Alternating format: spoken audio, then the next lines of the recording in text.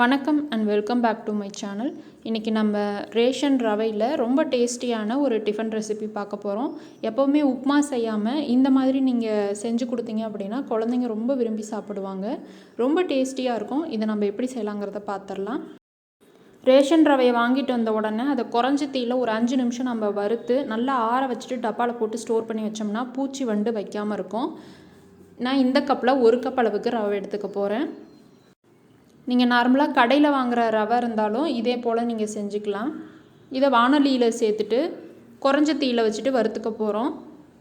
முதல்ல ஒரு நிமிஷத்துக்கு வறுத்துட்டு இதில் ஒரு அரை டீஸ்பூன் அளவுக்கு சீரகம் சேர்த்துக்கிறேன். குறைஞ்ச தீயிலேயே ஒரு 3லேருந்து 4 நிமிஷம் வரைக்கும் நம்ம வறுத்துக்கலாம். இப்போ இதை நம்ம வேறு பாத்திரத்தில் கொட்டிட்டு இதே வானலியில் 2 கப் அளவுக்கு தண்ணி சேர்த்துக்கலாம். 1 கப் ரவைக்கு 2 கப் தண்ணி. அதிகமாகலாம் நீங்கள் சேர்த்துறாதீங்க. கரெக்டாக 2 கப் மட்டும் சேர்த்துக்கோங்க. இதோட 1 டீஸ்பூன் அளவுக்கு நல்லெண்ணெய் சேர்த்துக்கலாம். அரை டீஸ்பூன் தூளுப்பு சேர்த்துக்கலாம். 1/4 டீஸ்பூன் மிளகுத்தூள், அரை டீஸ்பூன் துருவன இஞ்சியும் சேர்த்துக்கலாம். நல்லா இந்த மாதிரி சலசலன்னு கொதித்து வந்ததும் இதில் நம்ம ரவையை சேர்த்து கிளறிக்கலாம். கட்டி இல்லாமல் கிளறிக்கணும். அடுப்பை குறைஞ்ச தீயில் வச்சுக்கோங்க.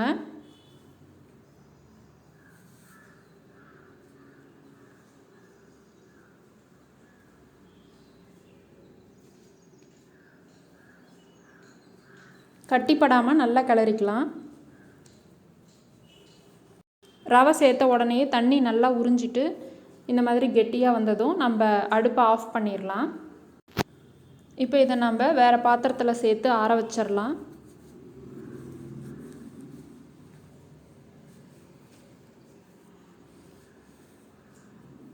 கை சூடு பொறுக்கிற அளவுக்கு வந்ததும் நம்ம இதை பிசைஞ்சிக்க போகிறோம். அது வரைக்கும் நம்ம மூடி வச்சிடலாம். ஆறுனதும் இந்த மாதிரி நல்லா பிசைஞ்சிக்கோங்க. இதை நம்ம சின்ன சின்ன உருண்டைகளாக பிடிச்சிக்க போகிறோம். இட்லி தட்டில் எண்ணெய் தடவி வச்சுருக்கேன். இதெல்லாம் நம்ம சின்ன சின்ன உருண்டைகளாக பிடிச்சி வச்சு வேக வச்சு எடுத்துக்க போகிறோம். கையில் எண்ணெய் தடவிட்டு உருண்டை பிடிச்சிங்கன்னா ஒட்டாமல் இருக்கும். இந்த அளவுக்கு சின்னதாக உருண்டை பிடிச்சிக்கோங்க. எல்லாமே நான் உருண்டை பிடிச்சிட்டேன். ஒரு சின்ன கப் ரவைக்கு 22 பால்ஸ் வந்திருக்கு. இட்லி பாத்திரத்தில் தண்ணி வச்சுருக்கேன். இப்போ நம்ம இந்த தட்டை உள்ளே வச்சு 5 நிமிஷம் நம்ம வேக வச்சு எடுத்துக்க போகிறோம். கரெக்டாக 5 நிமிஷம் வேக வச்சா போதும். இப்போ நம்ம தாளிப்பு ரெடி பண்ணிக்கலாம். 1 டேபிள் ஸ்பூன் அளவுக்கு நல்லெண்ணெய் சேர்த்துருக்கேன். இதில் 1/4 டீஸ்பூன் அளவுக்கு கடுகு சேர்த்துருக்கேன். ஒரு சிட்டிகை பெருங்காயத்தூள் சேர்த்துக்கலாம். 8 சின்ன வெங்காயத்தை பொடிசாக கட் பண்ணி எடுத்திருக்கேன். அதையும் இதோட சேர்த்துக்கலாம். கீரி வச்சுருக்க 2 பச்சை மிளகாயை சேர்த்துக்கலாம். நீங்கள் காரம் கம்மியாக சாப்பிடுவீங்க அப்படின்னா 1 பச்சை மிளகாய் மட்டும் சேர்த்துக்கோங்க. இதில் மிளகாத்தூள் வேறு நம்ம ஆட் பண்ண போகிறோம்.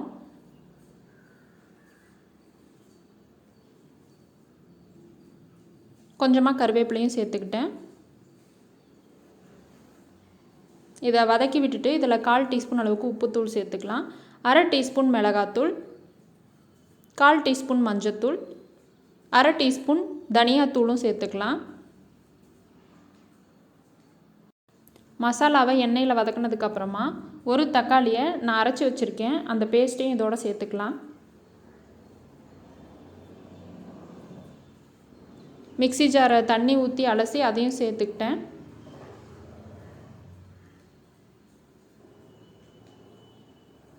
இந்த மசாலாவிலேருந்து எண்ணெய் பிரிஞ்சு வரணும். அது வரைக்கும் அடுப்பை குறைஞ்ச தீயில் வச்சுக்கலாம். 5 நிமிஷம் நம்ம வேக வச்சு எடுத்தாச்சு. இந்த பால்ஸ் பாருங்கள் எவ்வளோ சாஃப்டாக இருக்குன்னு. மசாலா நல்லா வதங்கி எண்ணெய் பிரிஞ்சு வர ஆரம்பிச்சிருச்சு. இப்போ இதில் நம்ம வேக வச்ச பால்ஸை சேர்த்துக்கலாம். அடுப்பை குறைஞ்ச தீயில் வச்சுட்டு ஒரு 2 நிமிஷத்துக்கு நல்லா கிளறி விட்டுக்கலாம். இதுக்கு சைட் டிஷ்ஷே தேவையில்லை, அப்படியே சாப்பிட்லாம். ரொம்ப டேஸ்டியாக இருக்கும். இப்போ 2 நிமிஷம் நான் வதக்குனதுக்கப்புறமா அடுப்பை ஆஃப் பண்ணிட்டேன். நீங்களும் உங்கள் வீட்டில் இந்த ரெசிபியை செஞ்சு பார்த்துட்டு எப்படி இருந்ததுன்னு கமெண்ட் பண்ணுங்கள். இந்த ரெசிபி பிடிச்சிருந்தா வீடியோவை லைக் பண்ணுங்கள். இது வரைக்கும் நம்ம சேனலில் சப்ஸ்கிரைப் பண்ணலைன்னா சப்ஸ்கிரைப் பண்ணிவிட்டு கூட இருக்க பெல் ஐக்கானை கிளிக் பண்ணி ஆல்ன்ற ஆப்ஷனையும் செலக்ட் பண்ணி வச்சுக்கோங்க. தேங்க்ஸ் ஃபார் வாட்சிங்.